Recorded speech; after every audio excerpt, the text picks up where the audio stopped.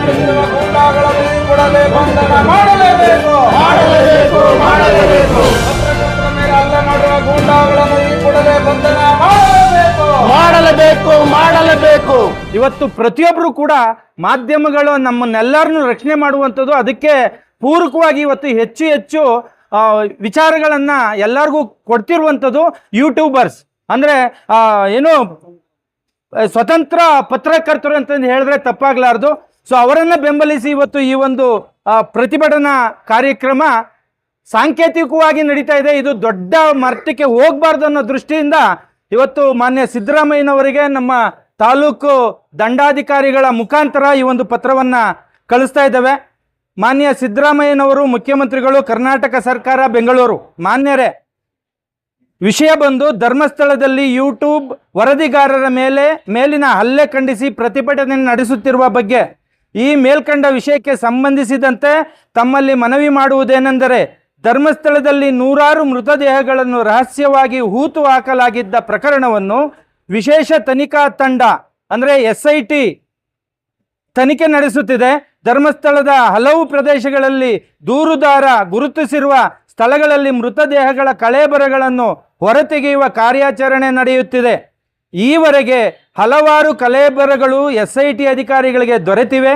ಪ್ರಕರಣವು ಗಂಭೀರ ಸ್ವರೂಪವನ್ನು ಪಡೆದುಕೊಂಡಿದ್ದು ಹಲವರನ್ನು ಹತ್ಯೆ ಮಾಡಿ ರಹಸ್ಯವಾಗಿ ಹೂತು ಹಾಕಲಾಗಿದೆ ಎಂಬ ಆರೋಪಕ್ಕೆ ಪುಷ್ಟಿ ನೀಡುತ್ತಿವೆ.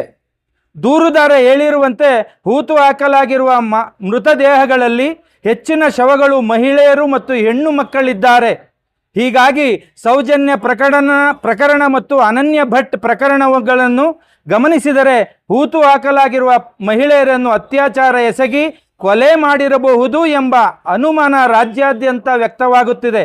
ಇಂತಹ ಗಂಭೀರ ಪ್ರಕರಣದ ತನಿಖೆಯ ಕುರಿತು ವರದಿಗೆ ಹೋಗಿದ್ದ ನಾಲ್ವರು ಯೂಟ್ಯೂಬರ್ಗಳಾದ ಅಜಯ್ ಅಂಚನ್, ಅಭಿಷೇಕ್, ವಿಜಯ್ ಮತ್ತು ಮತ್ತೋರ್ವನ ಮೇಲೆ ಬುಧವಾರ ಧರ್ಮಸ್ಥಳದ ಗೂಂಡಾಗಳು ಮಾರಣಾಂತಿಕವಾಗಿ ಹಲ್ಲೆ ನಡೆಸಿದ್ದಾರೆ.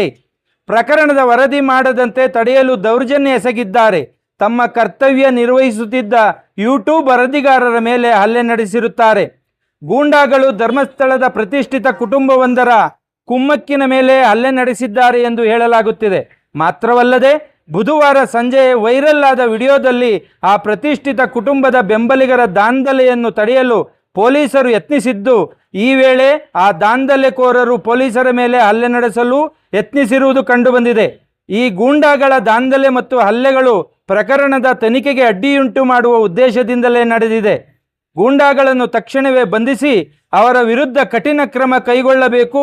ಈ ದಾಂಧಲೆ ಮತ್ತು ಹಲ್ಲೆ ಗೊಂದಲಗಳಿಗೆ ಕುಮ್ಮಕ್ಕು ನೀಡಿದವರು ಯಾರು ಎಂಬುದನ್ನು ತನಿಖೆ ಮಾಡಿ ಅವರನ್ನು ಬಂಧಿಸಬೇಕು. 23 ವರ್ಷಗಳ ಹಿಂದೆ ವಿದ್ಯಾರ್ಥಿನಿ ಅನನ್ಯ ಭಟ್, 13 ವರ್ಷಗಳ ಹಿಂದೆ ಯುವತಿ ಸೌಜನ್ಯ ಸೇರಿದಂತೆ ಹಲವಾರು ಹೆಣ್ಣು ಮಕ್ಕಳು ಧರ್ಮಸ್ಥಳದಲ್ಲಿ ಅಪಹರಣ, ಅತ್ಯಾಚಾರ ಹಾಗೂ ಕೊಲೆಗೆ ಬಲಿಯಾಗಿದ್ದಾರೆ. ಈ ಕೃತ್ಯಗಳ ಹಿಂದೆ ಧರ್ಮಸ್ಥಳದ ಸಿರಿವಂತ ಕುಟುಂಬದ ಕೈವಾಡವಿದೆ ಎಂಬ ಗಂಭೀರ ಆರೋಪಗಳು ದಶಕಗಳಿಂದ ಕೇಳಿಬರುತ್ತಿವೆ. ತನಿಖೆಯನ್ನು SIT ಚುರುಕುಗೊಳಿಸಬೇಕು. ಆದಷ್ಟು ಬೇಗ ಅಪರಾಧಿಗಳನ್ನು ಬಂಧಿಸಿ ನ್ಯಾಯಾಲಯದ ಕಟಕಟೆಯಲ್ಲಿ ನಿಲ್ಲಿಸಬೇಕು ಎಂದು ಆಗ್ರಹಿಸುತ್ತೇವೆ. ಈ ಪ್ರತಿಭಟನೆಯ ಬೇಡಿಕೆಗಳು: